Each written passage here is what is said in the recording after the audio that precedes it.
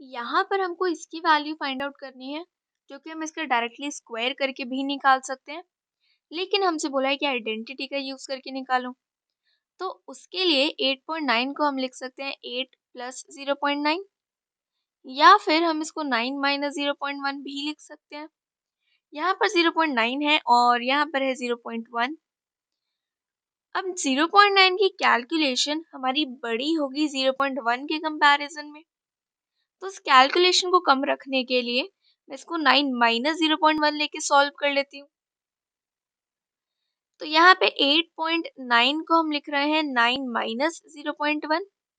इसका स्क्वायर हो रहा है तो इसका भी स्क्वायर होगा।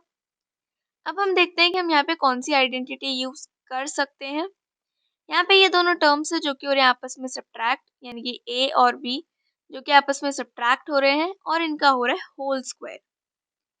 यानी कि हम यहाँ पे a माइनस बी के होल स्क्वायर वाली आइडेंटिटी यूज कर सकते हैं, जो कि हमारी होती है a square plus b square minus 2ab। इन दोनों को हम कंपेयर करेंगे तो a आएगा 9 और b आएगा 0.1। ये दोनों वैल्यूज हम यहाँ पर पुट कर देंगे तो हमको मिल जाएगा ये। अब 9 का स्क्वायर यानी कि 9 इंटू 9 जो कि होता है 81 प्लस 0.1 का स्क्वायर यानी कि 0.1 इंटू 0.1। अब यहाँ पर ये डेसिमल आ गया, लेकिन मुझे डेसिमल सॉल्व करने में थोड़ी सी प्रॉब्लम होती है, तो मैं एक काम करती हूँ कि डेसिमल को यहाँ से रिमूव कर देती हूँ।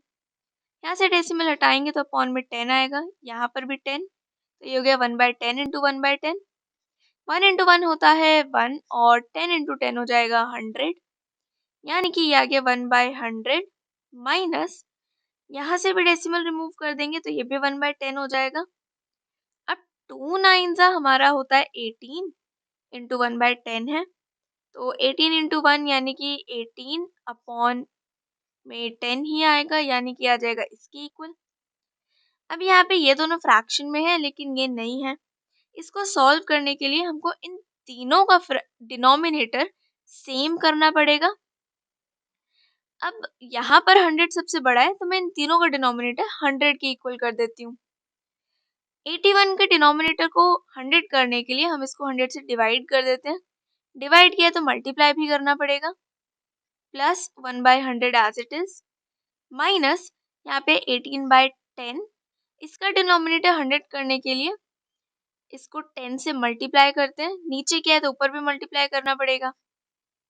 अब 81 इंटू 100 हो जाएगा 81 और 100 में जितने जीरो है उतने जीरो लगा देंगे अपॉन 100 प्लस 1/100 माइनस 18 इंटू 10 हो जाएगा 180 और 10 10 जा 100। अब इन तीनों का डिनोमिनेटर सेम हो गया है तो हम इसको 100 प्लस 1 माइनस 180 ये लिख सकते हैं, यानी कि हमारा आ जाएगा इसके इक्वल।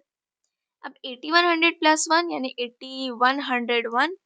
अब करते हैं इन दोनों को सब्ट्रैक्ट, यहाँ पे 1 आएगा, यहाँ से हम कैरी लेंगे तो ये हो जाएगा 10, 10 माइनस 8 यानी 2। यहाँ पे अगेन हमको कैरी लेना पड़ेगा, 10 में से 1 जाएगा तो 9 और ये 7, यानी कि आ जाएगा 7921 अपॉन 100। अब क्योंकि हमने डेसिमल से स्टार्ट किया था तो फाइनल आंसर भी हम डेसिमल पे ही निकालेंगे। यहाँ पे डिनोमिनेटर में 2 जीरो है तो न्यूमरेटर में राइट हैंड साइड से स्टार्ट करके 2 डिजिट छोड़ के हम डेसिमल लगा देंगे, तो ये हमारा हो जाएगा 79.21, यानी कि इसका आंसर आ जाएगा ये।